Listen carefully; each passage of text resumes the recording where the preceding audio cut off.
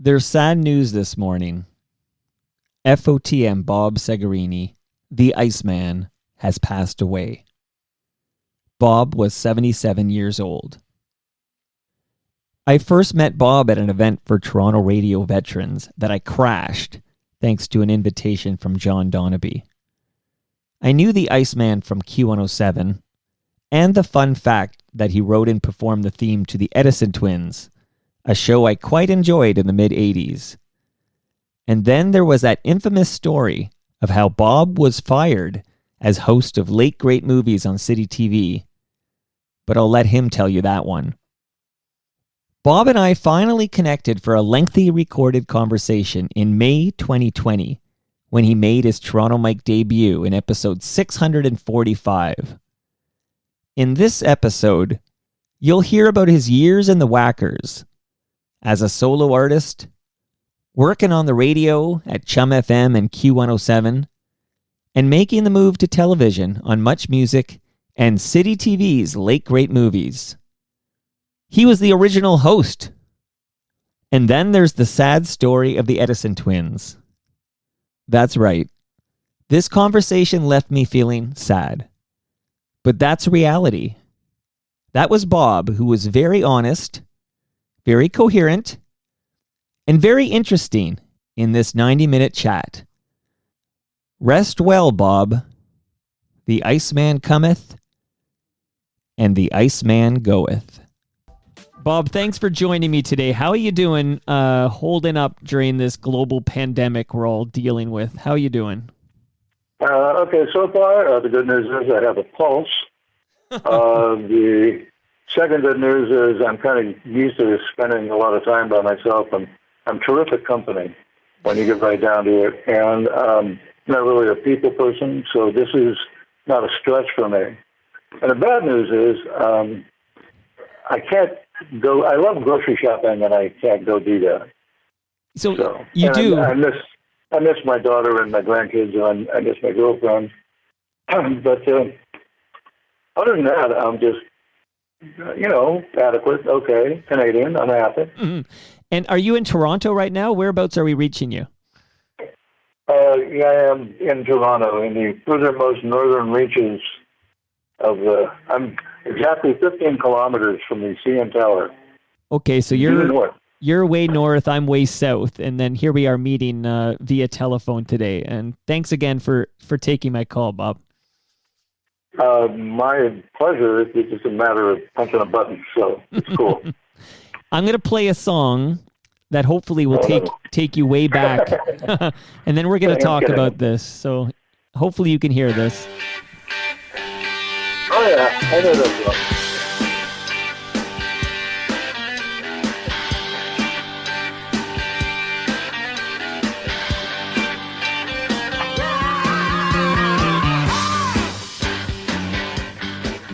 This is the Wackers. It is love. I'm going to give it a moment to breathe before I pester you with questions.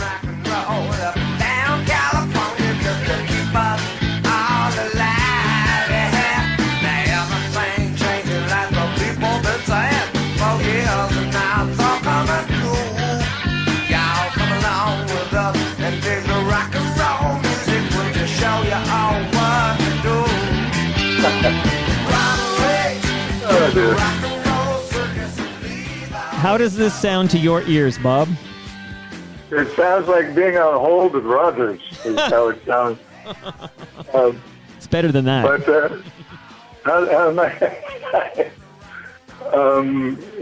it's just, one of the songs I wrote and recorded. Actually, the Wackers version is not the original version of it. The original version of it is the band that I had put together before that called Roxy. And they're quite different. I prefer the Wackers version. But where did you find that? I have my sources here. So I want to get you to Toronto because this is Toronto Mic'd. But first, let's just talk about how you get there and the Wackers and everything. So the first fun fact about Bob is that you're American by birth, right? Whenabouts did you come to Canada and why? I was born in San Francisco in 1945. I grew up in Northern California, a little place called Stockton, and after I started playing in bands, we would play on the West Coast, a band called Family Tree. Went to Vancouver quite a bit, played Retinal Circus, which was owned by Tommy Chong from Cheech and Chong. Wow. And we go up and down the coast from San Diego to Vancouver, just back and forth for years. And then Roxy toured, and we did the East Coast. And then I was in the Wackers, and we did our first album in San Francisco at Wally Hyder's. And Gary Usher, our producer, said, if this gets some good critical success, we will go someplace exotic for the second one. And we went, yay, you know, we figured London, England, and we ended up going to Montreal. We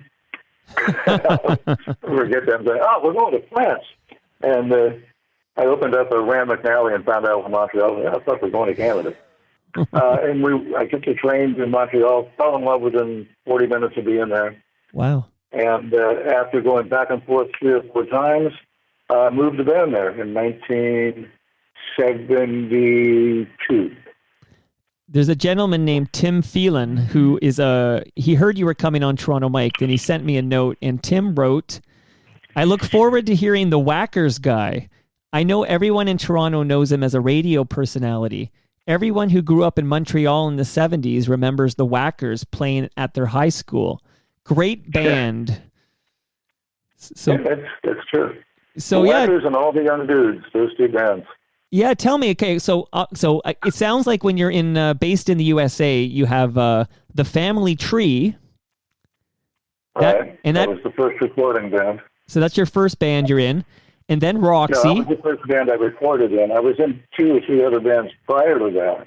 Okay. And then I decided to form my own band. The Family Tree was the first one that I put together, and the first one to record released records. So tell me about, if you don't mind, tell me about being in the Wackers, and what level of success would you say you achieved, and just give us a little bit of a taste of what it was like to be with the Wackers back in the in the 70s and yeah. Yeah, 1970, 1, 2, 3, and a bit of 4. It was. We toured. We played an awful lot. We were sort of at the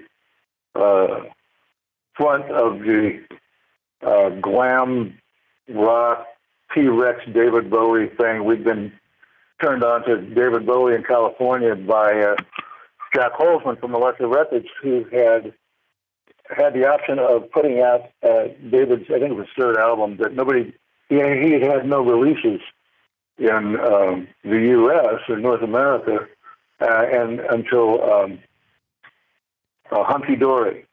And he gave us a cassette of Hunky Dory before it was signed to anyone in the States, and we fell in love with it. So it was a big influence, along with the Beatles and T-Rex. And so we sort of went down that path, and we did very well wherever we played, because the band was amazing live. I have proof of that. And we played L.A., we played a lot of prestigious gigs, we did lots of good touring, we played Carnegie Hall. The thing about Montreal was, I went there on a press junket, 2 of us did, and we went back to record the second Wackers album, Hot Wax, and we were treated like the Beatles. First of all, our first album was all over the radio, on CHUM-FM, and we got chased through the Alexei Neon Plaza. I'll never forget that. That was a strange experience. And we were just already accepted. It was like pre-chewed food. We were already on the radio locally. We were already well known locally. When we played the big club there was the Mustache, and from day one, every time we played there, you couldn't move. It was packed, and we had a ball. And before we moved there, we went out to do 2 weeks at the Mustache, and we kept getting held over. We ended up there for over a month, and that was 7 days a week, 8 sets a night. So when we went back to California, it was like we had come back from Hamburg, and there wasn't a band on the West Coast that was as tight as we were, Wow. or as hot as we were. And I'm proud to say that we had just a ton of great original material. And we did, the few covers that we did so well. Well, we closed the Carnegie Hall show with She Loves You and got a standing ovation. So, Wow.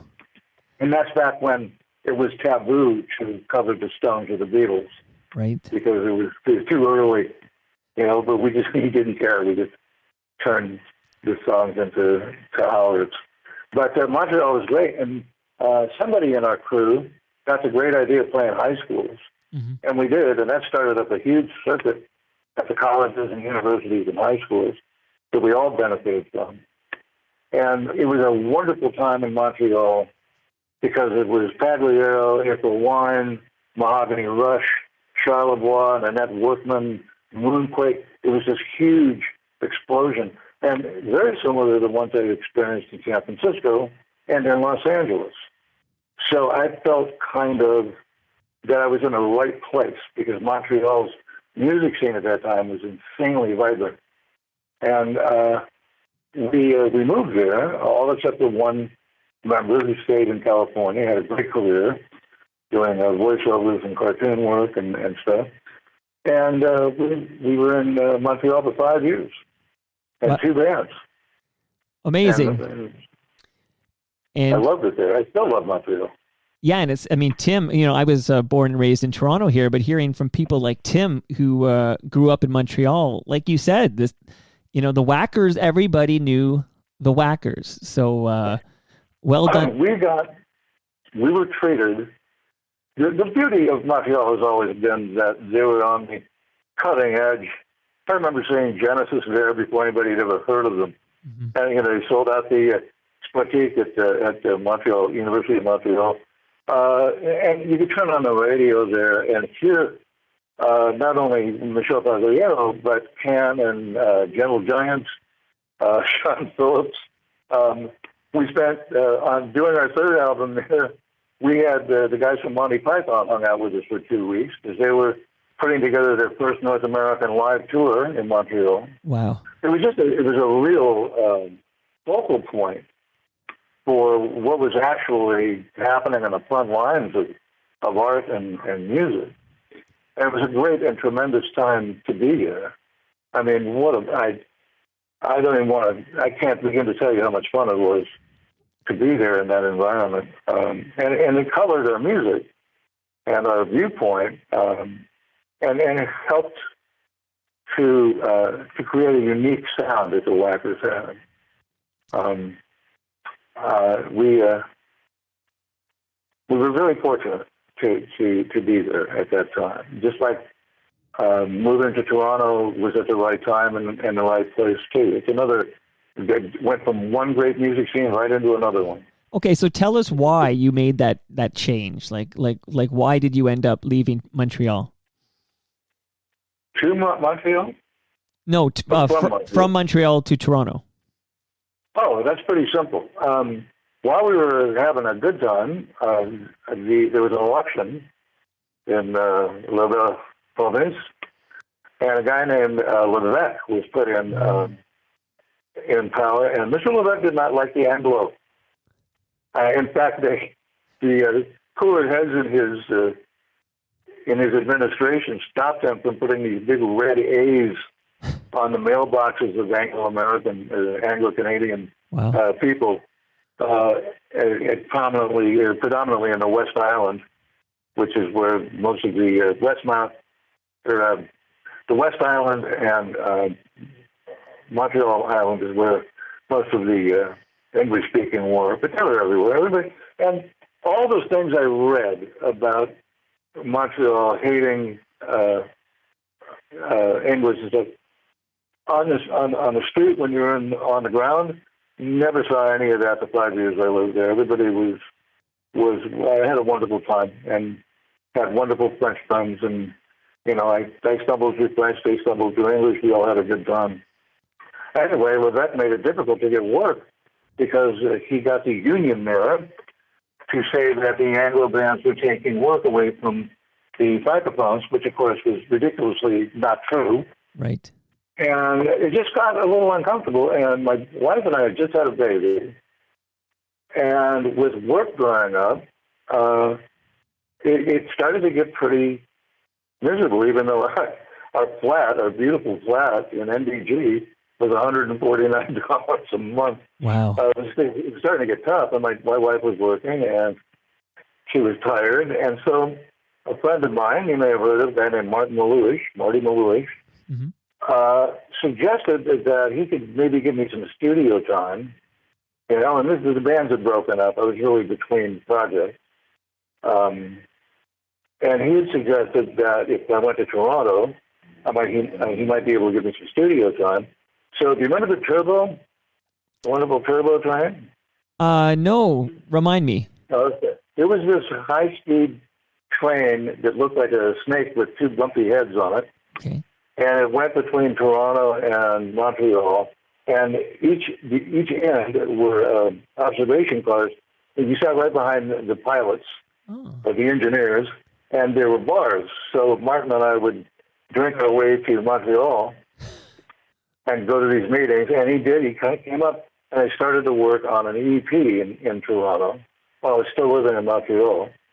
And we were going back and forth so often that I started just walking on board the train with crew, because they all knew me. And then that led to finally, once this was progressing, my mom came out to watch the baby, and she and my wife and baby came down to Toronto with me, and we checked into the Town and Country weekly rate motel on, I think it was Jarvis Street, Mm-hmm. where all the rock bands used to stay, across the street from Dirty Louie's, the all-night convenience store, and the hooker hang-up.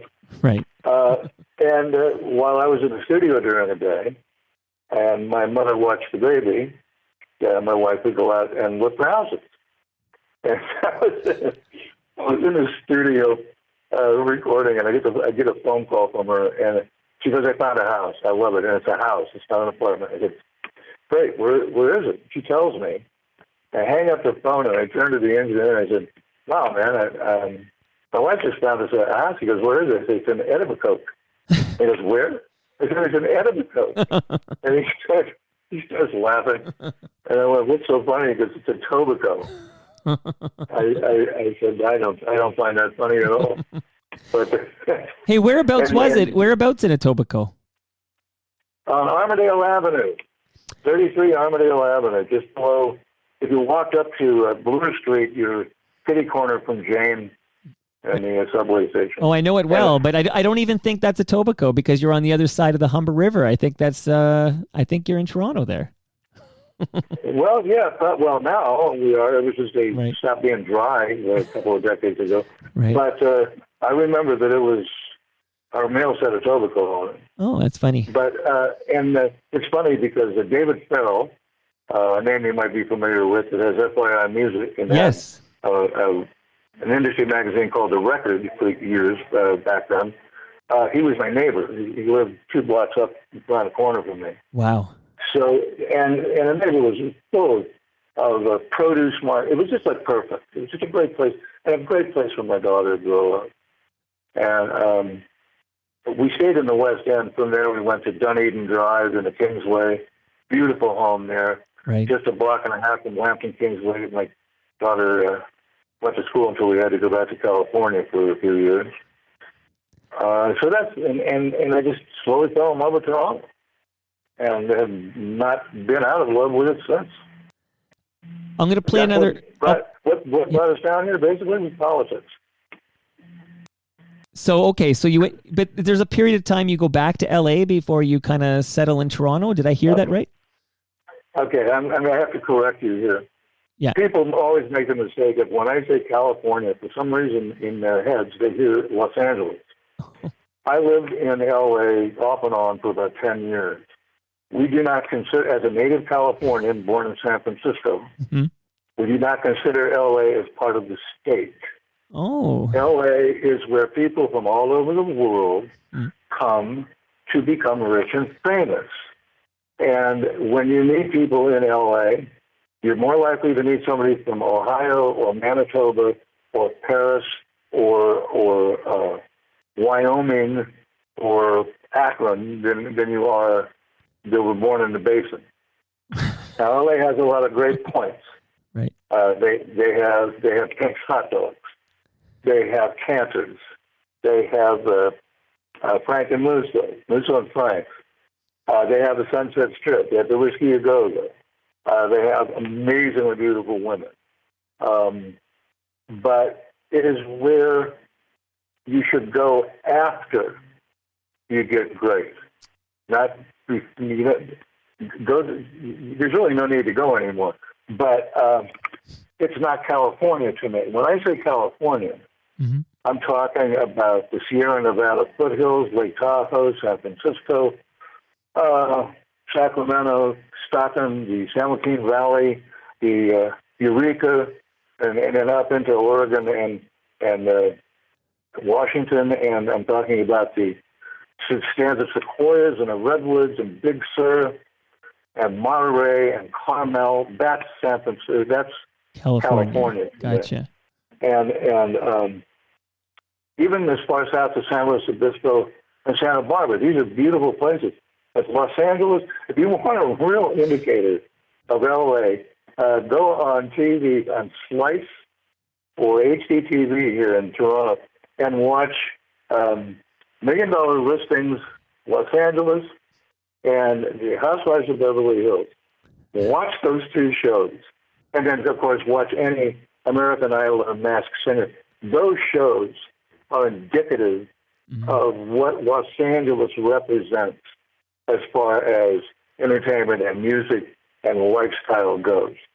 And to me, I don't watch the music ones because I can't watch these kids try and get an indentured slavery contract. I just can't do it. Right. But the $1 Million Listings and the Housewives, Beverly Hills Housewives show, I have to watch because it is fall down funny. It's just the entire lifestyle and mindset of these people is jaw-droppingly entertaining to me. And the real plus is that Denise Richards has been added to the cast of Beverly Hills Housewives, and I've always been a big fan of her because she's outspoken and she's gorgeous and she's funny. But yeah, I don't go back to. In fact, after I moved from Los Angeles in 1970 or 71, I've never been back. I'm going to play another song for you, Bob, on that note, and then do you recognize this one?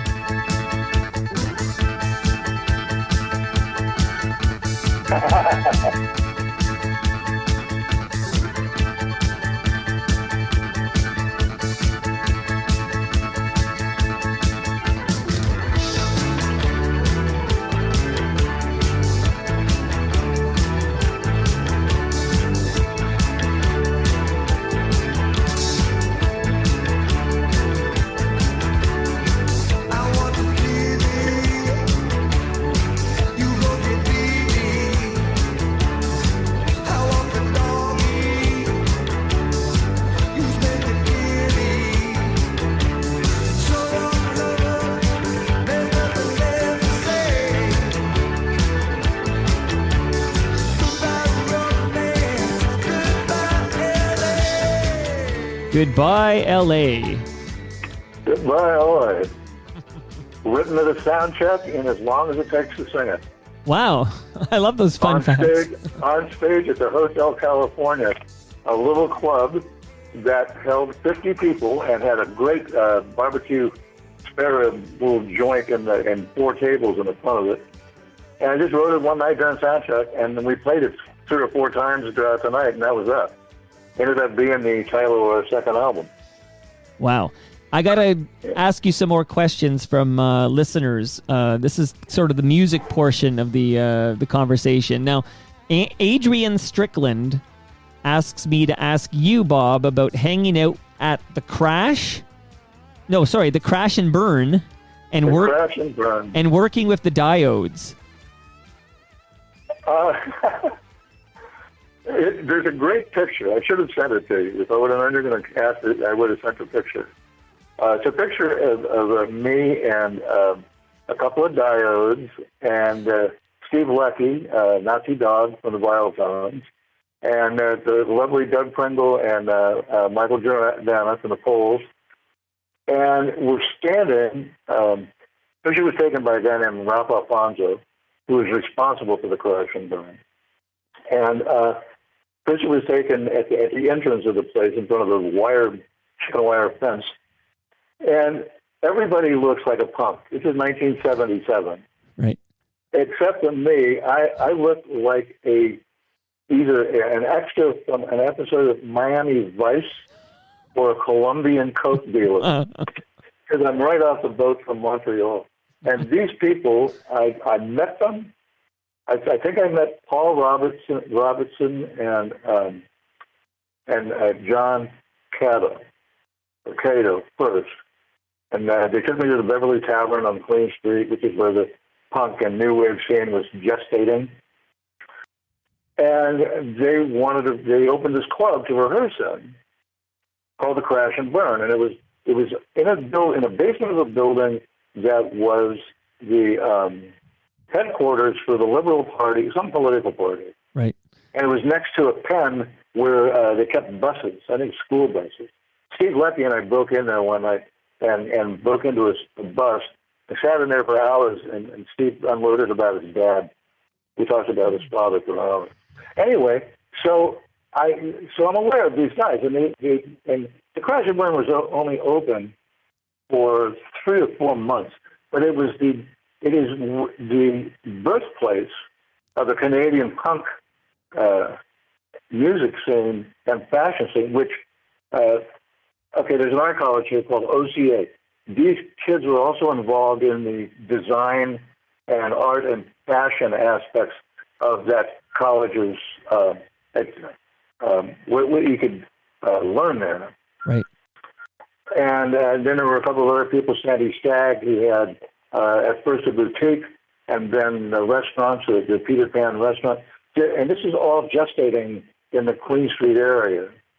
And the Crash and Burn was down in the theater district, just above 10th Street on, I believe, on Duncan.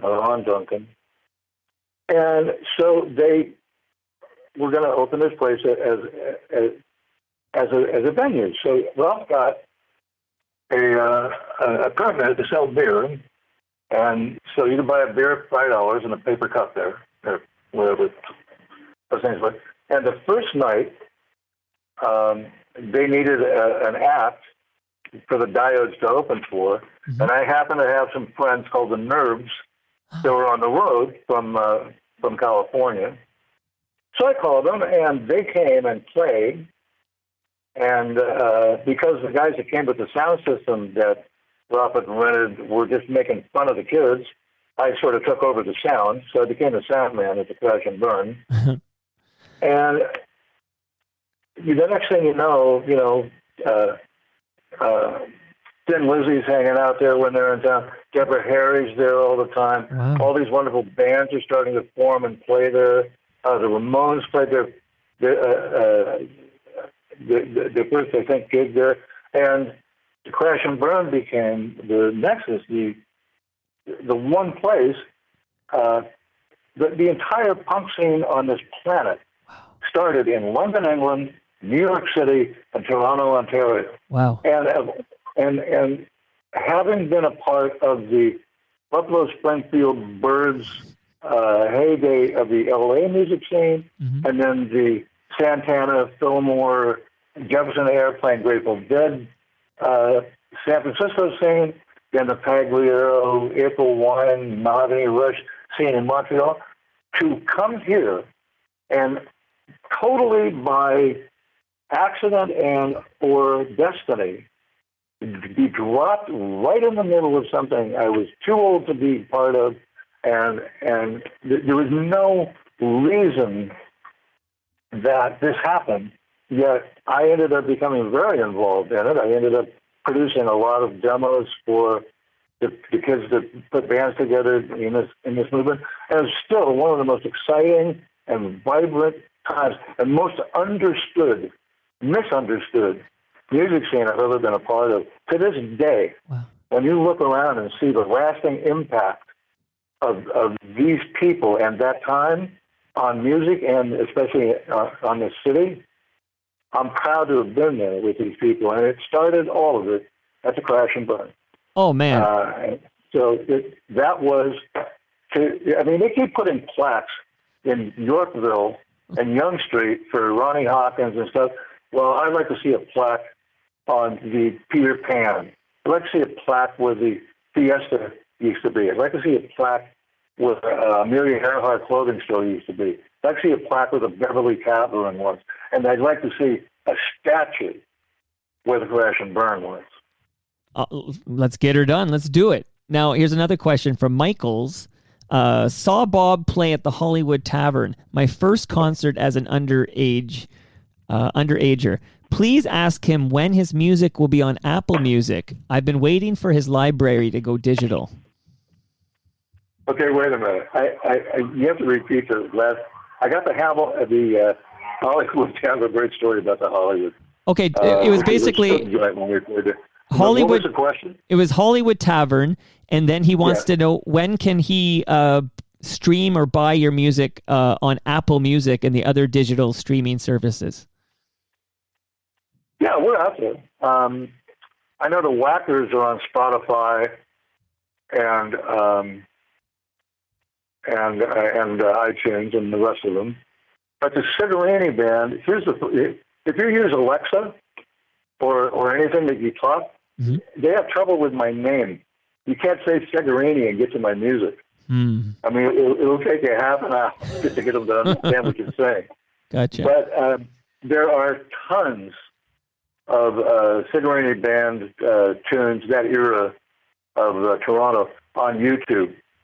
You just in fact, if you go to YouTube and you type Segarini or Wackers or Cats and Dogs Segarini or Roxy Segarini, if you put that in the search window, you'll find almost everything that's ever been recorded by us. Okay, now give us the Hollywood Tavern story, and then we'll get you to radio. I got to get you to radio. Okay. Well, Tavern story, there's a bunch of them. Here's my favorite one. We're on stage one night, and I'm a mouthy guy on stage, and I talk. There were nights when I talked more than we played, and we didn't get fired because it's entertaining, I guess. So I'm going on, and we had a lot of bikers in our audiences. My whole life, I have, because they get it.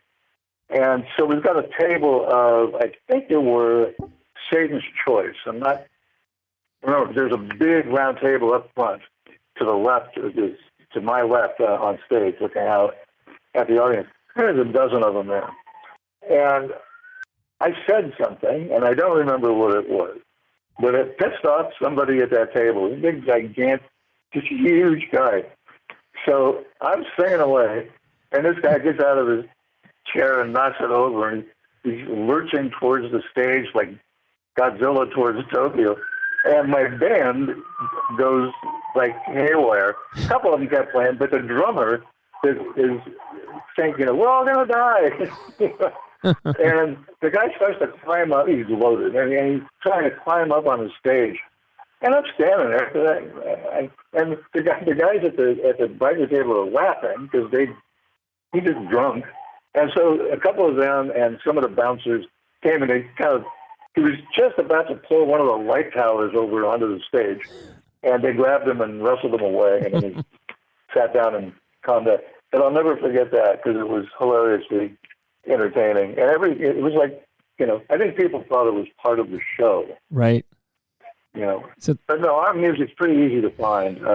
Okay. My band name, you can find it on Spotify, and I think Pandora, if they're still on. All of it. Okay. But now YouTube is where to go mining if you want to find the majority of it.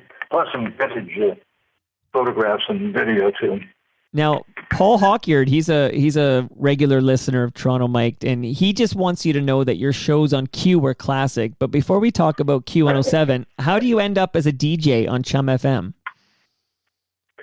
I answered the phone. That's exactly what happened. Once again, band split up, and I've fulfilled my commitments with the band with Michael Zwag's band, and then again with David Bendith. Wonderful, wonderful experiences. Those did some tours. And now I'm sitting at my dining room table at 7 a.m. in the morning after clubbing all night with a guy named Cam Carpenter. And the phone rings. It's like 7 or 8 in the morning. I answer it. And this voice says, "Hello, this is Bob there." And I went, "Yeah." And he goes, "This is Warren Cosper. How'd you like to be a DJ?" And I went, "Fuck off." And I hung up. Because I had written this big article in the Toronto Star. Peter Goddard, who was the head of the music review people at the Star at the time, had asked me to write something about what I thought was going on in the city musically. So I did this big thing. It ended up on the front page of the entertainment section.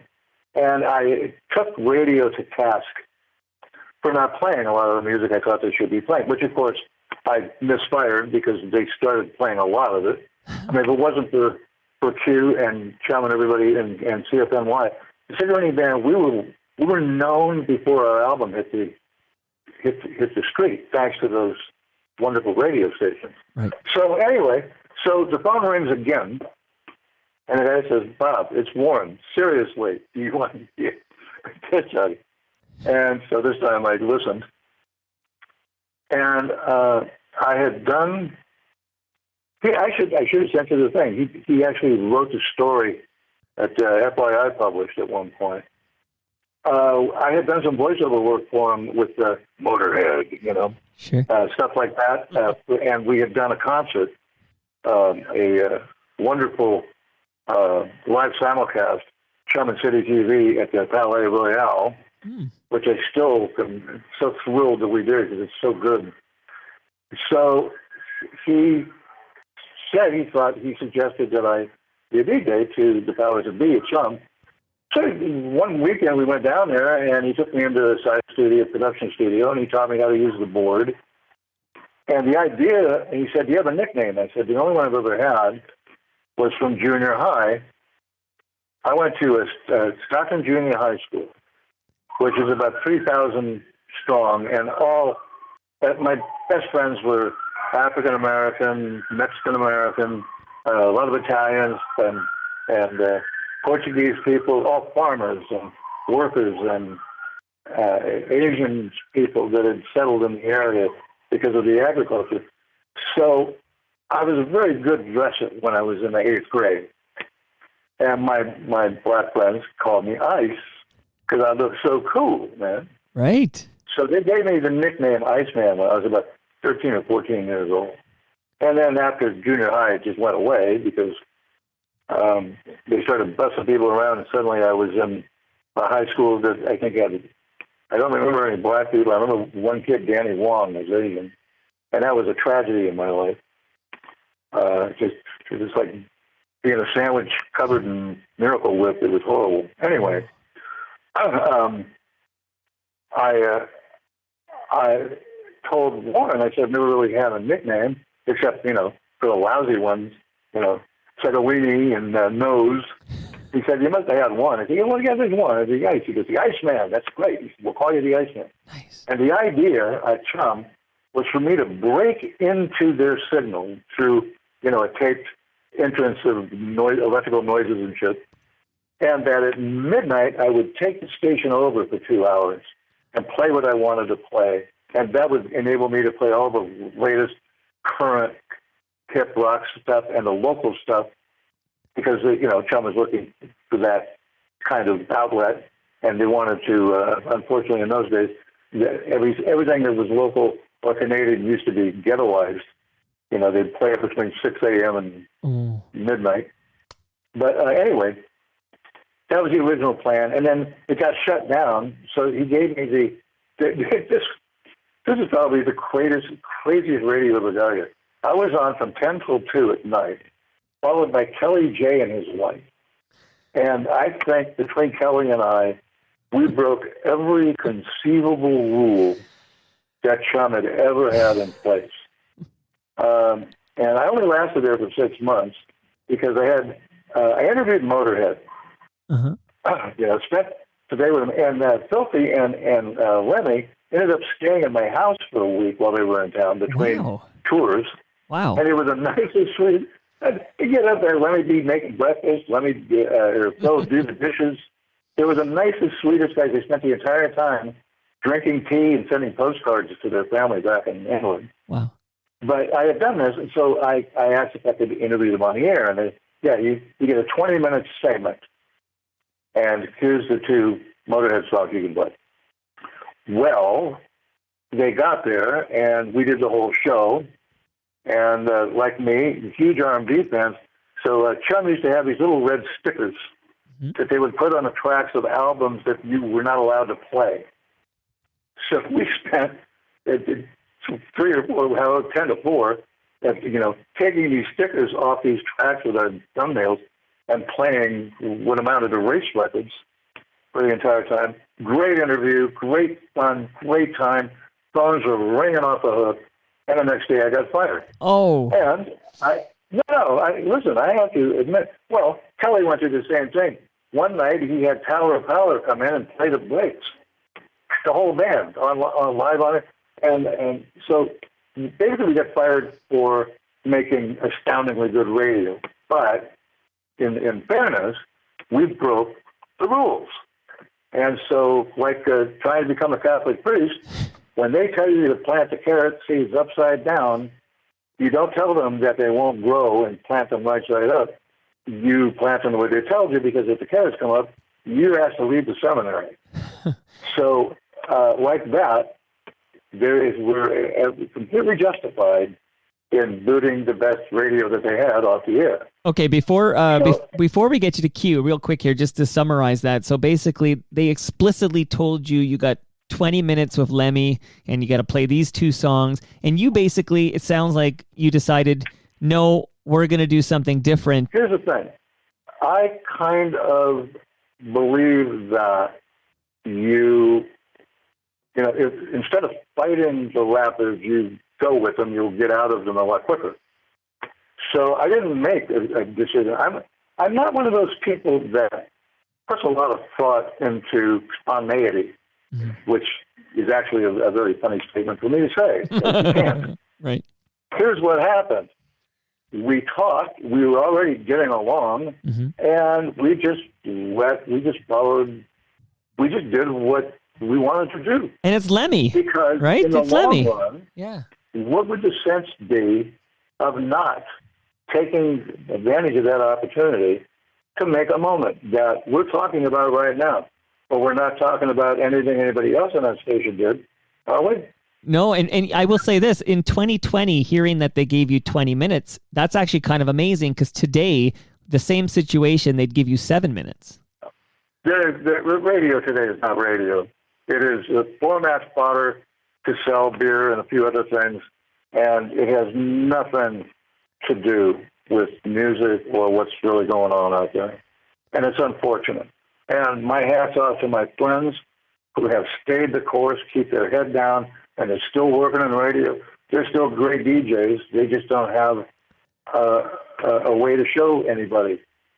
It's just you have to maximize the music, and you have to Ryan Seacrest the breaks.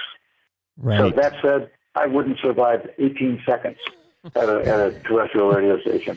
But I do know how to introduce something that could compete with radio that would blow people's minds and be very successful. But I can't find any interest in it. What is it? And you want to sign a non-disclosure agreement? I'll tell you. But not today. Let's get back to this. Okay. So anyway. Okay. Okay. So CHUM-FM. No, it wasn't. Yeah. It wasn't a scheme. It wasn't thought out to take over the show. It just happened, and I let it. I said, and here's my idea of great management. Great management hires great people and then leaves them alone. Because that's when you discover new things, get new ways to do things, and people can either prove themselves worthy or not. So the kind of hands-on management that have rules and regulations for people, that's the same reason that advertising agencies keep replacing their writers, because they keep getting them from the same place and they have the same education, and they get the same crap. But guys like me can't get work because we will bring something new and fresh, but we can't bring anything new and fresh because management has rules and regulations that won't allow that. So now get off my soapbox. Well, no, there was no thought put into it. Great things are allowed to happen. There are not many people out there that can manufacture a great thing. Right. Which is why the word branding always gives me a toothache. The difference between a singer like Rumour out of England and a singer like, what's her name? Lady Gaga. Mm-hmm. One is a rehearsed, contrived, studied brand, and the other one is a singer with passion and feeling. So I don't care how good somebody is, talent. I can walk around my apartment building and find 24 kids with as good of voices as anything on the radio and better. But that's not where it stops. That's where it starts. Right. And people who just brand themselves and want to, and increase the cash and the like Bohemian Rhapsody, that movie. It's like Queen's music has always been rock music as played by your professor of chemistry. Right. The scene in that movie where they're sitting around discussing, now what can we do to make our audience bigger? What can we do to attract more? I just went, well, this is why I never liked the movie. Except the Radio Gaga. That's a good song. Right. Here's the thing. When you consciously try and please your audience, you are no longer an artist. You are a what's that word? You're constructing things. You are supply and demanding. You are a provider. A commodity, or you're a product, a commodity. Because the minute that if you start to create stuff for anyone other than yourself, you're no longer an artist. Mm. You're building furniture, and you're taking yourself out of the equation. So, and I'm very adamant about that when it comes to my entertainment. I like to see people follow their vision. I mean, every record I've ever made, everything I've ever done was to entertain me. And that that people exist out there that like what I do, that is the most awesome, incredibly touching thing that I have ever had in my life. To know that I can do something from the heart and know that there are some people out there that get it. So when you asked me earlier about success, mm-hmm. I have an amazing success in that I have been able to do this my whole life. I'm not financially successful.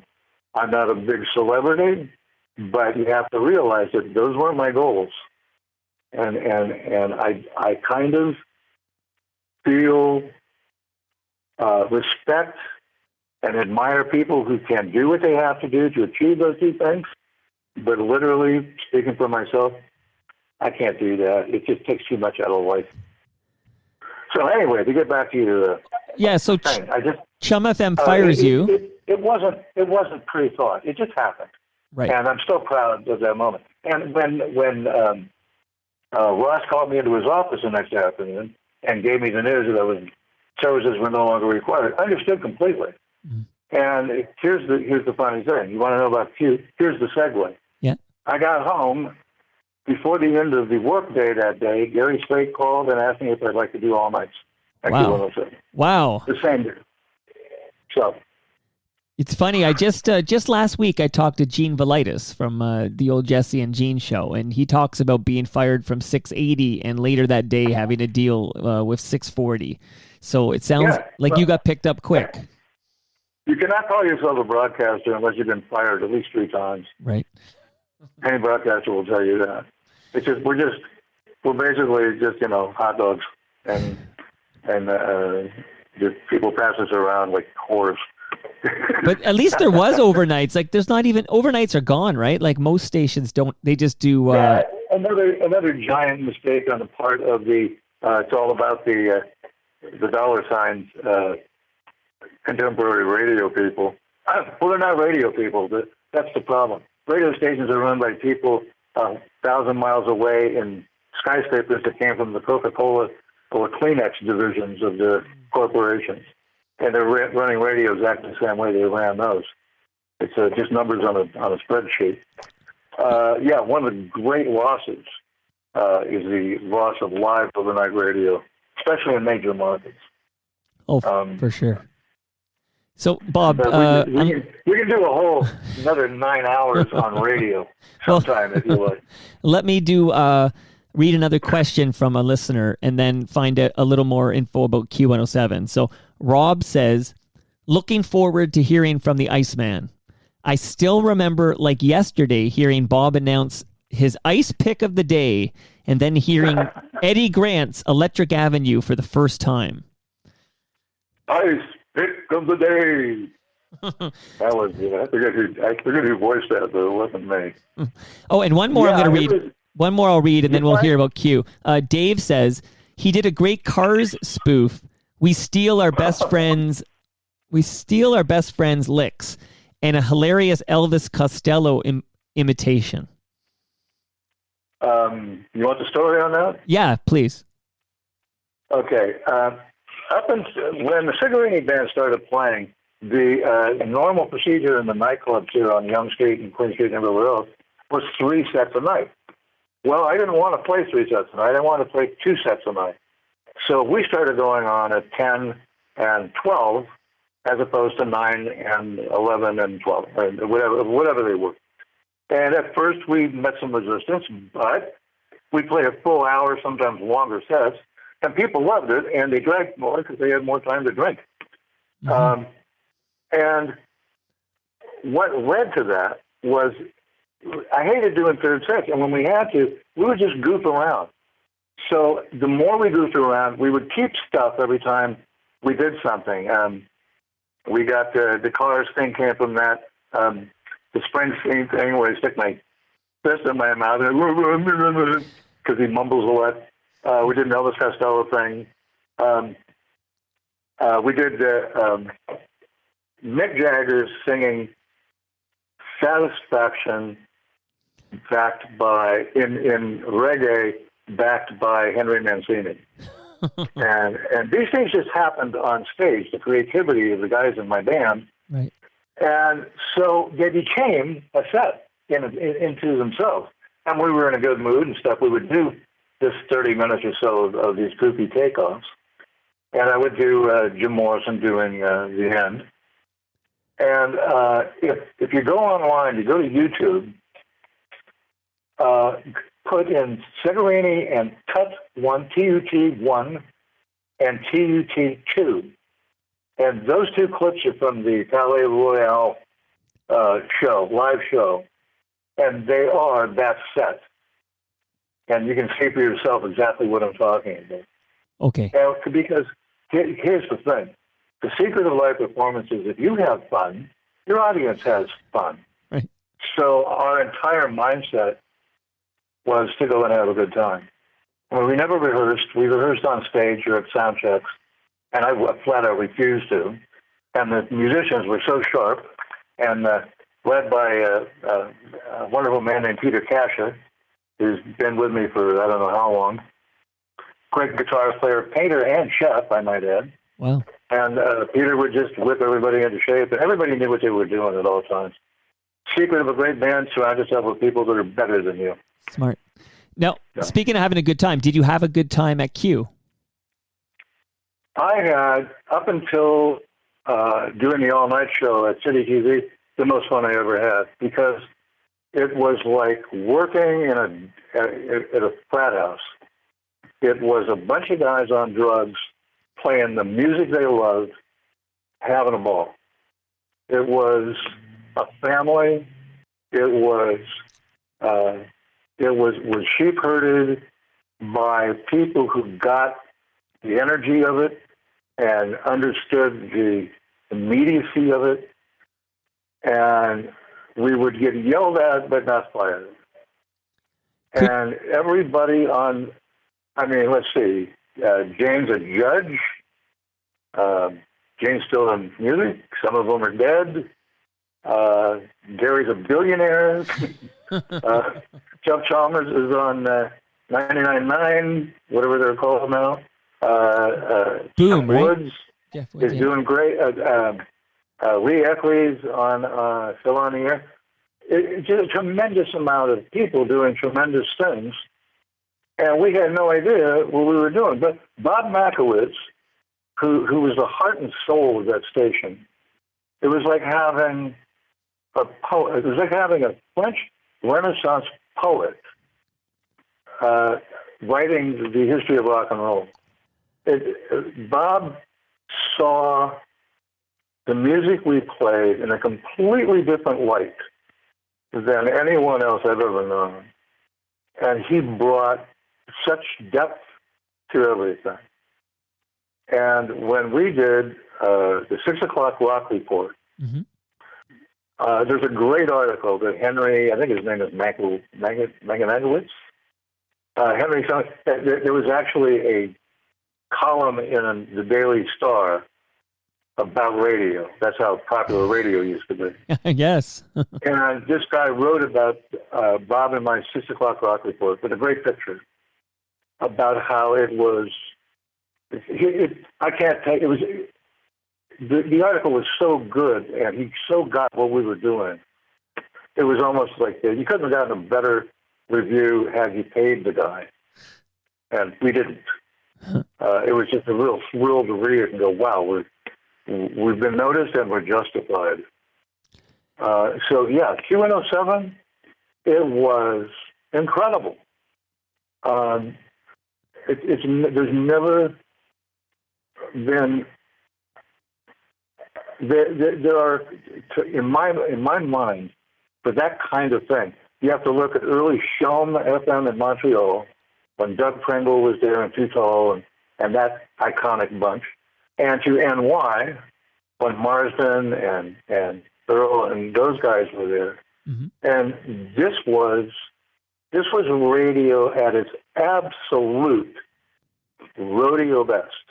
Wow. This was radio when what was being said and who was saying it was as intimate and as important as the music being played. And I will be forever grateful that I was part of that era of knockdown, drag-out radio. So it was classic. Now, Bob, why'd you leave the Mighty Q, Toronto's best rock? The first time I left was John Martin, a wonderful man who had worked in conjunction with City and with CHUM, doing these. I worked on the New Music, the TV show, yes, and the dances that their video dances that they used to do at the schools, and the simulcasts that were done in conjunction with CHUM and John calls me up and invites me to the Bamboo. We go upstairs to the rooftop, and he offers me a job as one of the first 3 producers of something called MuchMusic. Wow. Which is going to launch and be in competition with MTV, or Canada's MTV. Right. And I said, I've written extensively about this in my blog. I said, so what does a television producer do? And he said, you'll find out. So being the kind of guy that I am, that, well, new territory, I can't say no to this. I went back to, I wanted Gary's office the next day. And he'll always tell people that he fired me. But he didn't. I walked in his office and I said, look, I don't want to leave. By this time I was doing afternoon drive at Q. And what I said was, is there any way I can do 7 to midnight or a different, I wanted to stay at Q, right, and do 10 till 6 at City. So I could do both. Right. And he wouldn't let me. That rule changed when I left, and I made a decision to go with TV. And if he wants to think that that's firing me, he's entitled to. So that's fine. Hey, Bob, I have a quick question. By denying me a second thing, I guess you could say he did. But after that, when Steve replaced me, Anthony, another dear friend I adore, Steve was allowed to do both. So a learning process for all of us. Yeah. Anyway, so that's when I went into, became a television producer, which honestly, I had no idea what I was supposed to be doing. But I had some good adventures there. That was another, it was all fly by your seat stuff. One room full of kids and me, and John Martin, an amazing man. Now let me. Moses, also an amazing man. Sure, Bob. Did you ever have an opportunity at MuchMusic to go in front of the camera? Oh, I was several times when somebody screwed up. One time I had to fill in for somebody, and Tina put it up. It was like, you remember Homer's makeup gun that he used on Marge? Yes. That's basically, she made me up like a circus clown. Said, no, it's going to look good on the camera. Just screwing with me. So there was that time. No, I didn't want to really be on the air because it wasn't, I was like 32 or 33 or 34. And, it's much better to have the kids up there. Right. I liked my job because it was easy and it was simple and it was high profile and paid well. I'm quite happy. And I was learning stuff. I learned a lot of stuff. I mean, what I learned in the editing days there, we had a ball when they handed me.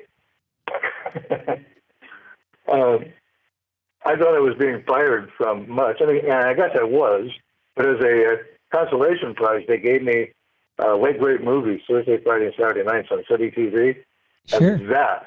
So you were the first. Friend, was the most fun I ever had in my life. Oh, let me bang this home though for everybody that you, Bob, you are the initial host, the first host of CityTV Late Great Movies. CityTV's Late Great Movies, yes. It was built around me, actually.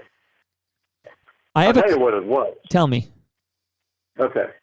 Say a television station buys The Godfather to show on their TV station. Mm-hmm. Well, in order to buy The Godfather or rent The Godfather to show, let's say 3 times over a 4-month, 6-month period, you take a bundle of B-rated movies, C-rated movies, and just shit movies. Right. Late Great Movies was created to burn off all the shit movies. And that was my job.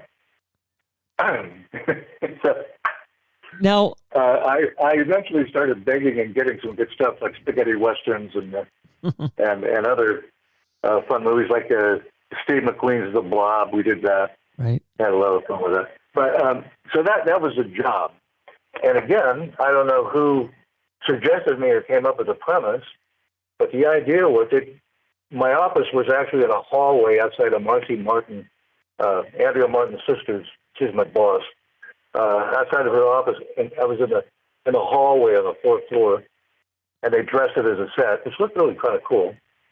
There's also some of that on Retro Toronto and Retro Ontario, and on YouTube. But the idea was they gave me a locked-off camera. That means a camera that was aimed at me behind my desk. And Brian Linehan, God bless him, was dropping off interviews he had done with people that were in the movies we were showing, so I could talk about them on the breaks. And a lovely man. Wait you sing. And then there was a guy in Master Control down in the basement, 5 floors below us, who turned the camera off and on and cue me over a speaker as when to start talking. And that's how it started. And I got bored. Well, wait, pause right there, because I want to hear this story so much so, but I need to say, you mentioned Retro Ontario. He happens to be a good friend of mine, and I told him you were coming on, and he sent me a 40-second clip, and I'm going to play it, and the quality is not very good, but I'm hoping at the end of this clip you'll be able to answer something for Ed from Retro Ontario and let him know what song is being played. So let me play this for 40 seconds. Hopefully we can understand it.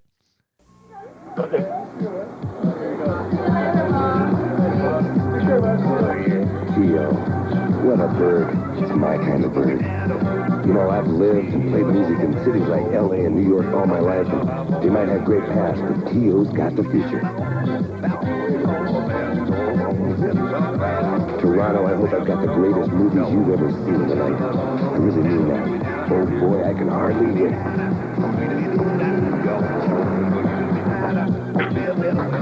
Welcome to Late Great Movies. Here's your host, Bob Segarini. Now, that's probably a copy of old VHS that Ed... Is that a video clip? Yes. At some point, that's a video clip, yeah. Am I walking down the street in a Yes sweatshirt and a hat? I only have the audio here, so I don't know. But what song is it? That's Ed's big question. He wants to know what song is playing during that clip. Okay, does the song go... Yeah. Yeah. Yeah, I wrote it. I wrote the same song for the show. That's just me and Terry. That's me and one of the cameramen, Terry Dale. So does that song have a name, or is it just something you originally composed for that use? No, it's just something that I wanted a theme song, so we wrote one. Okay, so you've solved a great mystery there for Ed Conroy. So thank you for that. And now I need the story of basically the night you got fired. From Late Great Movies. Right. Okay. I didn't get fired. Again, I walked away from it, is what happened. Okay. I'm pretty sure I would have been fired, but I wasn't. I just walked away from the show. And here's why. First of all, we went from me just, talking about the movies to having guests on. And it's a whole thing's a great story. I hate to just go right to the end of it, but I will. We had been doing this bit, at the late night talk show starting with Carson. They'd put a big picture. He'd hold a picture up on a piece of cardboard on his desk, and then he would describe what the picture was, and it was always funny. Yeah. Okay, well, we started doing that, among other things. And we had this picture of Sammy Davis Jr. when he was 3 years old, when he was part of his parents' vaudeville act, in blackface. So the irony, Sammy Davis Jr. in blackface, is a really cute picture, and it was funny. We also had a picture of baby Hitler that we would show and say different things about. Right. So we would show this thing almost every time. It would be the last one. And, of course, Sammy Davis Jr. And it became a punchline of the whole bit. So I get a memo from Moses going, this is racist, and it's terrible, and it has to stop, and I don't want... And this is one of many memos that he told me that he didn't want Ty Templeton on the show. If you saw his face, he fired a lot of us. Well, from that day forward, Ty would wear a lampshade over his head or a gas mask until he eventually got hired. I wouldn't let anything happen. Anyway, so I get this memo, and so Ty and I and Terry and Paul, our pal Paul, our intern at the time, we had gone a long way. We had lights and a portable camera, too, which is why we used to shoot a lot of stuff outside of the building.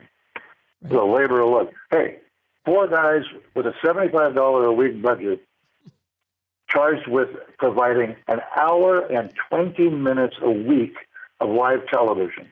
And we did it. Right. And we did it great. We drove up the overnight ad rates. I made him a lot of money. Anyway, so we get together after this meal, and I said, well, we got to come up with something funny. So we figured we'll do stupid cat tricks. Like stupid human tricks? Right. On Letterman? Right. So we get a little piece of music and a picture of a tiger or something. And Ty at the time had like 3 or 4 cats. And they had their little bits like cats do. So the first one was a Siamese cat that if you played the bongos on its back, it loved it. It wanted more. So we took a video of that, and then we put some music behind it. And I did the cat going, wow, wow. And it was very fun. We all laughed. We showed the clip. And that was this week's thing, right? Right. So I get a memo on Monday saying, you have to apologize for beating on a cat. Wow. What? Because we had some complaints that you guys were beating on this poor defenseless kitten. And I said, all right, I'll apologize. So we go on TV, and he brings the cat down. So he puts the cat on my desk. Okay. And the kitty's going, meow, and it's just sort of wandering around on my desk. And I'm petting it, stroking it. And I apologize profusely for it appeared that we'd be on, but in actuality, it's a kitty stunt that this kitty did. You can see it's perfectly fine, loves everybody. And patted him a couple of times on the butt and the head and stuff. And then I handed him to Ty. Well, that's what I did in real life earlier in the night.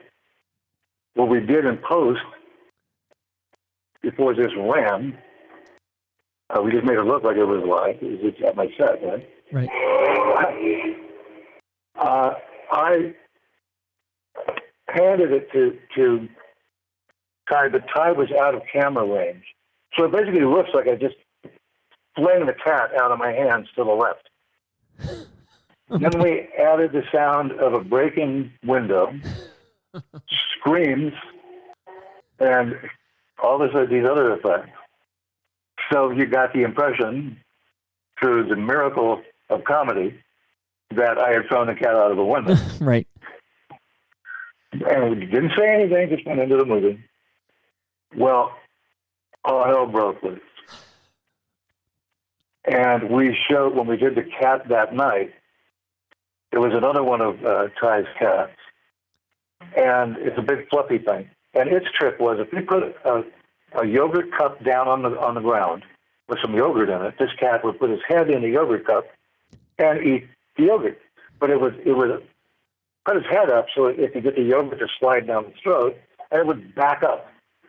So you've got a cat eating yogurt out of a cup, the way it always does, backing up out in the yard. So we shoot that. Then we add some ZZ Top instrumental music, and me going, oh, oh, oh, and our laughter into the, well, Moses happened to be in the building when it ran. So he comes flying up the stairs, up the back stairs, and he goes, Segarini, me, hallway, now. Okay. Now, there's a magician woman there with her puppy that did magic tricks, and Terry and Ty and Rob Salem from, at the time, the Toronto Star. Right. So we go down the stairs to the next floor, and he starts screaming at me. And I started screaming into him. And I said, look, this is fucking comedy. We're not hurting anybody or anything. And I said, and I was not in a good mood at this point. Mm-hmm. And I said, look, your ass wouldn't even be here if Alan Waters hadn't forgiven you for baby. I said, you made your bones on tits and ass late at night when everybody told you that it wasn't a good thing to do and that it wasn't right. And the only reason you got away with it was because the numbers were good and the Waters backed you. And you made your career off of tits and ass. And you don't see the humor in this. You're not the audience of this. This is for bartenders and waitresses and cab drivers and guys in rock bands, and they get it all. And you now have ads. And in order to stimulate the advertising, we did fake ads that we would bury in the middle of the real ads. So nobody tuned out for the ads. They watched them all. Right. Anyway, and I tore him a strip, and I made him cry. And wow. I just left. I went upstairs, I finished the show, I went home, I never went back. And Marcy called me on Monday. So you coming in this evening? I said, no, I'm not coming back. She goes, why? I said, you read the paper this morning? And this is the final reason I made the decision not to go back. Rob, who's a dear friend and I love dearly, very much wanted that job, I think. And he wrote about it in Saturday's paper.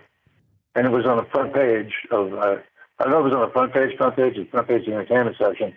It said, cat's out of the bag, Ice gets the axe. Wow. And I didn't get the axe. I didn't go back. Well, I'm sure I would have gotten the axe. And as it turned out, they just went to throws on the street. And Mike Daly, God bless him, doing Mark Daly, right, doing the throws. But the humor that permeated the late night subject, that all came from me and what we did there in the 6 to 8 months we were on the air. And again, I am forever in Moses and John's debt for allowing me to have not only the time of my life, but to get skills I didn't have before I was allowed to play with a television station. Now, Bob, did I hear you correctly that you made Moses cry? Put tears in his eyes, put it that way. And again, he didn't speak to me for 2 years. And we finally became, like, we could speak to one another eventually. I have a friend whose best friend is Jose Feliciano, and Jose was in town hanging out with us at this little bar my friend owned, and I made sure that Moses got invited down. And he did. We have great pictures, and I love it. I mean, you have no idea. Everybody that ever allowed me near a microphone or anything else, you have no idea how much respect and gratitude I have for these people. And there's no way I can express it to anybody. And, you know, and that it rubs some people the wrong way, I have no control over that. I know my intentions were always good, and I know I lived up to my promise, and I know I did things that entertained people. So, now, the fuck else is a person supposed to do? Now, Bob, this might be an appropriate time for me to ask about the role drugs might have played in all of this. You've been very open and honest about your struggles with drugs. Would you mind sharing a little bit about that now? I liked drugs. I did a lot of them. I eventually stopped. What else? What do you want to know? How long ago did you stop, though? Started smoking pot when I was 13 because you could buy it in a matchbox for $5 at my junior high school. Didn't smoke it a lot. Just smoked it sometimes. It was really bad. Didn't smoke much pot going into the rock and roll thing, just a little bit. Didn't drink at all. And slowly got into pot when there was only Acapulco Gold and Panama Red. Panama Red made you laugh. Acapulco Gold made you say that if we were all brothers, there'd be no more war. So it's a pretty simple choice. My mom came home one time, and four of my friends and I were breaking down a key on her kitchen table and making 3-ounce clean lids that we sold for $6, so we didn't have to pay for pot. It was simply, we were supply and demanding. Right. And my mom comes in with a grocery, and she looks at us, and we're like deer in headlights. We're just like standing there, just sitting at the table staring at it. And she looked at us for a minute, takes a beat, and she goes, "Well, don't let your father see you." And that was the end of that. So she never said a word. For decades afterwards, I tried to get her high, but she never would. So smoking a little pot back then. Then I stopped smoking pot in my 20s because it just made me want to go to sleep. Dabbled in cocaine a little bit from teenage years on. Did a lot of coke in the 80s because we all did a lot of coke in the 80s. And when you had money and access, you did coke. And it was fun. And we all had fun. We had no idea that there was a price to pay. None whatsoever. That came in the 90s. But towards the end of the 80s, unfortunately, I learned how to cook it and freebase cocaine, and therein led 10 years of freebase and coke, and fucking up my marriage and my career and my health. And then I stopped finally. Took 3 years of getting up every day and saying, "I'm not going to call my dealer. I'll call him tomorrow." And it took, and I've been clean ever since. And that was 1995 or 6, well, somewhere in there. Well, congrats on that. That's great news that you've been clean that long. But no, seriously, Yeah, that one day at a time, right? Yeah, everything in moderation is fine. When we had a handle on cocaine, and it wasn't a lifestyle, it was just fun and stuff. But yeah, just say no, kids, because if you can't handle it or if it gets the best of you, it just completely fucks your life up. So, how are you? like how difficult was it to stop? It's awfully addictive. Like were you able to stop just on your own? I'll say it again. Oh, first of all, you have to stop on your own. Any of this 12-step program is all bullshit. If you have to blame somebody or, point to somebody as how you did something, there's something wrong with that. God didn't get me into this position. I did. I got to get myself out of it. No, like I said, every day for 3 years, approximately, I don't know, I didn't keep a journal or anything, I would get up every day and say, I'll get high tomorrow. And I did that for 3 years until I just no longer got up and said that, to the point where I wouldn't even have known who to call to get anything. So, I can't go back and change what I did. All I can do is live with it and put it in perspective.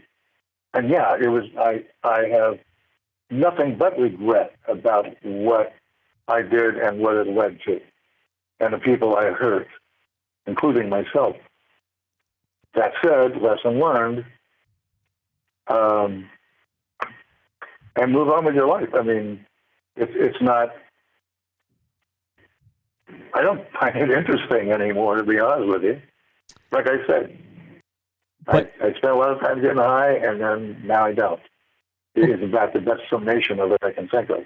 Okay, so it sounds like you've been, clean and sober for 25 years, but do you think the hiring people and the people in the business still judge you for your 10 years in the wilderness? I believe that I'm more a victim of ageism than I am of any preconceived notions from 40 years ago. Although I will say this: there are those who look at me and still perceive me as 1985. And when somebody looks at you and have already predetermined that you're doing drugs and you're an asshole and you're full of yourself and all the rest of it, there's not really anything you can do about it except wish that they'd, show more sense and judge people by how they are now and not how they were then. But I can't do that, so it is what it is.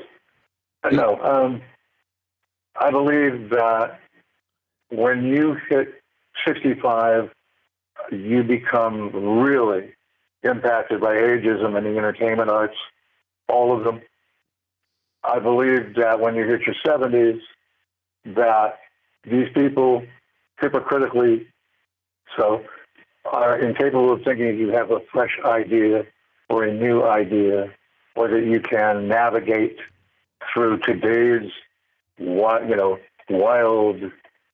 things, and nothing could be further from the truth. We are the only culture, Western culture is the only culture that rejects and discriminates against their elderly, when every other culture embraces their knowledge and experience. We're also the only culture that plans for how much money we can make in the next 6 months than a 50-year-long plan to make sure that people have a better life. And if anything, this pandemic is a huge, huge, wonderful opportunity to put humanity before the economy and even it out again. None of us need 5 cars. None of us need 6 houses. Nobody needs what so few have when so many have so little. Well said. No, Bob, well said. I don't have a lot of hope, though, that this Western culture will reset itself, even during a pandemic like this. See, that's a big part of the problem, is the negative energy of all these people who have no more knowledge than I do of the things we all talk about, politics especially, this pandemic lately, music, everything. No one is well equipped to be Karen on Facebook, not one of us. Yet, I am shocked that I don't see as many people as me speaking up. Of course, there's hope to turn this around. There are more good people than bad people. So why we don't do something about all this nonsense is the biggest reason is because people don't think it's possible. Negative energy. Well, Bob, I would say... I hope we get back to normal. No, man. What we were when this thing started is not normal and should never be normal again. See, I think it starts with yourself. Like we... Go ahead. Common sense. You know how to get rid of the Trump administration or any administration that is detrimental to life on this planet? It's simple. You vote for his opposite, for the person that goes up against him. That's all. Everybody. You pick the Democrat or the Liberal, and you vote for that person. And you park your ego, and you park what you think you know about the man, and you park what you think that you know about the woman, and you park what you think you know about politics, and you find the person that can remove the things that have gotten us to the precipice. Once you do that, then you have a chance to turn things into a better direction for a better result. But if you're going to say, well, I'm not going to, and I'm going to vote for this person, even though I'm going to write him, those are the people that doom advancement to not happening. So, you want to be part of making the world a better place to live, then you have to do things like, this is not Putin's fault in the U.S. He's just doing it. Every government, even the U.S., they all have NSA. They're all trying to bring down other countries' governments. That's their job. They pay people every year to do that. The fault with the U.S. are the people in the U.S. that fucking accommodated them. They're to blame, not the outside forces trying to penetrate. So if everybody looked at their own situation and made their own situation better, it'll all be better. And it's not going to be easy, and it's not going to be quick. But people got to wake up, and there's no easy solution. But negative energy, if you don't have hope, you got nothing. Yeah, I hope it wasn't perceived as negative energy, because really what I mean is that I look out for myself and my own family. So way before this pandemic, I made several changes that basically dramatically reduced my carbon footprint. I biked with a trailer to pick up groceries earlier today. I drive so little, you wouldn't believe it. And I'm doing a bunch of things here, and I feel like I'm with you. Have you noticed? I can go out on my balcony right now, and I can see the layers on the CN Tower because there's no pollution. Right. There is very small carbon footprint, period. You know why? Because fewer people are driving, because fewer people need to drive. Right. We have to remember this. It's simple. Why is the air cleaner? Because we're paying attention to making it dirty, and we're not making it dirty. So when the pandemic ends, why don't we continue not to make it fucking dirty? Pretty simple. We're already doing it. And same with the water. Why can you see the water is clear in the Venice channels? Why is it cleaner in the lakes? Because we're not polluting it. Mm-hmm. Why don't we continue not to pollute? How do we do this? Well, we've got to get big corporations and the companies that allow this footprint to happen to back the fuck off. And people need to be able, who was it that just told Twitter, just said their entire staff can from now on work at home. How many jobs are there out there where we could continue to work from home? There are a lot. Lots. So whether we learn anything from this pandemic or not is up to us. Right. Not to any of the Karens on Facebook, not to any of the, there is no plan. The plan is done for us. Mother Nature said, all right, everybody, fucking take a deep breath and look around. Right. And if you don't take that opportunity, I mean, literally, stop and smell the roses. Because for the first time in decades, you can smell them. And there's a reason for that. It's because we have lightened up. So that's the big secret. That's the big solution. No. You know? Let's not spend time blowing people up. Let's spend time building the hospitals. Let's not spend time. Jesus. I don't want, I've just gotten fishy, and I apologize. I don't like that. I don't like getting angry because what I'm saying is so obvious to me. And I wish people would just be patient and realize that what they can do, they're already doing.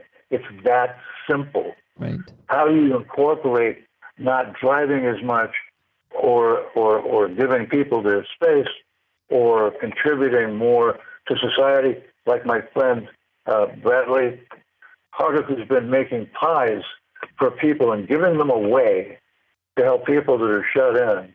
Doing this out of the goodness of his heart, people donating him fruit and lard and all this stuff. And he's on CBC this morning. And it's that kind of humanity that needs to be on the surface, not these fucking avarice-driven, greedy people like Mitch McConnell. These people need to be jailed. And people like Scheer need to take a big gulp and think of his family and not the economy.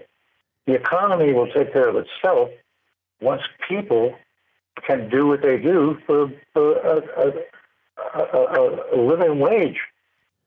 Jesus.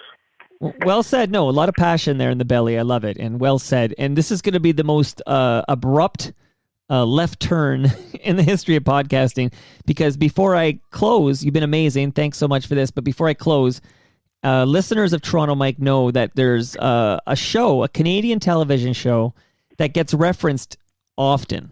And we talk about it almost every Friday, for example, with Stu Stone, who was on the show. I'm going to play one more jam, 40 seconds, and then I got to ask you about it. Here it is.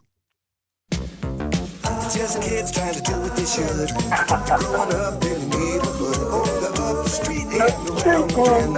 Been called the Edison Twins. Every day is a different child. But they pull through with a lot of style. Always getting out of trouble if they get in. Life with the Edison Twins. Okay, Bob, this is you, buddy. Yeah, that's me again. Wow, I mean, what a great show, especially for people my age. Like we just grew up with this thing. Can you what can you share with us about doing this song? And Ed Conroy from Retro Ontario wants to know why the heck won't Chorus release this show for streaming? Apparently, Chorus is holding on to it in some vault or something. What can you tell us? They could actually. There are 6 seasons that ran 100. I forget how many. 6 seasons ran at least over a dozen years, and I don't know how many different countries. It's never been released in a box set or streaming. And I could actually have an income from that would actually change my life so drastically for the better.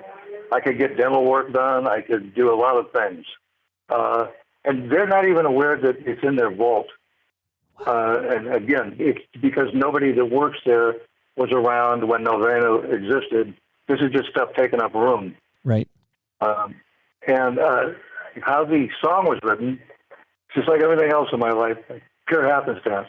I was friends. Excuse me. I was friends with Clive Smith, one of the owners of Novena, and they had written this show, fourth show of the first season called Rock and Roll Anniversary, for his friend John Sebastian. And the idea was for John to play a character named Chops Dorfman and do You Believe in Magic on the show. Right. Well, there was a scheduling conflict. John couldn't do it. So I went down to audition, and I got the part. And while I was waiting to go into the audition, 2 gentlemen walked by me in the hallway.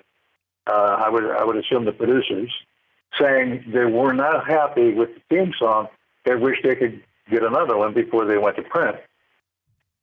So I owned a little studio in Brampton at the time, so I remembered that. Going to the audition, by the time I got home, there was a message that I had gotten a part. And I called Clive thank him, and I said, would you mind if I wrote a song to sing instead of Do You Believe in Magic? And he went, no, go ahead. So I go back to the studio and by myself wrote a song called Real Live Magic, and had a couple of my friends come out and play some betting tracks so I could record it. And then I figured, why not do a theme song? So with just voices, I did the Edison Twins theme song. Those are all voices. The only thing that was added to that is I think I put a bass on, but I'm not sure.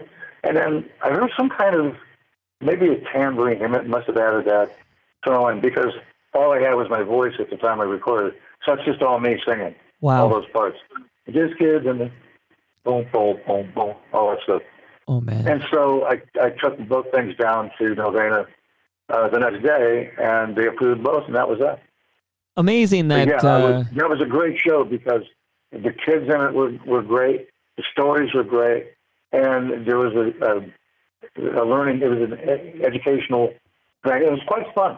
And why it's still not on the air and why they still haven't made it accessible is, of course, right back to CityTV and everybody else burning their old television shows and radio shows because, quote, they don't see the worth in them.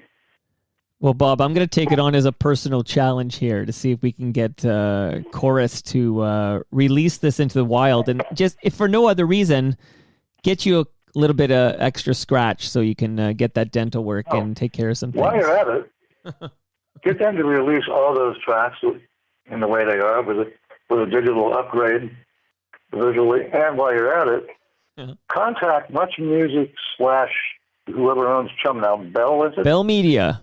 And get me the rights to the Segarini at the Palais simulcast, which they mislabeled and said it took them 5 years to find the 2-inch tape because it was mislabeled El Macambo. Wow. And further, and this is a big one, somewhere, it's probably on that 2-inch tape, but somewhere in their archive, if they haven't destroyed it, is the only copy of the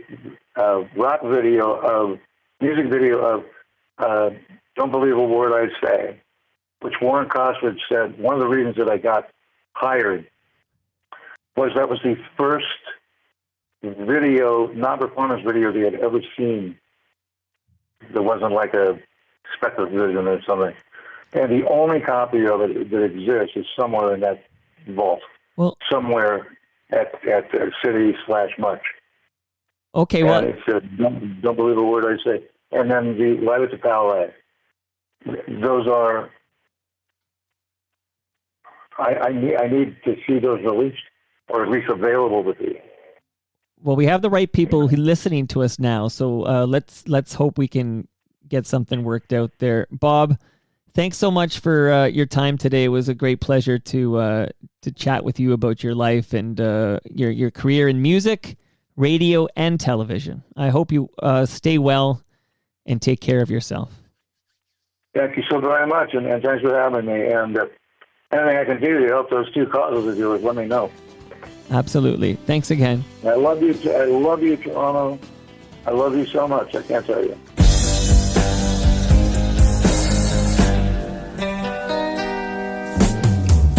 I saw you sitting in the corner, the kind of girl I'm looking for. You look just like my former lover, who doesn't love me anymore.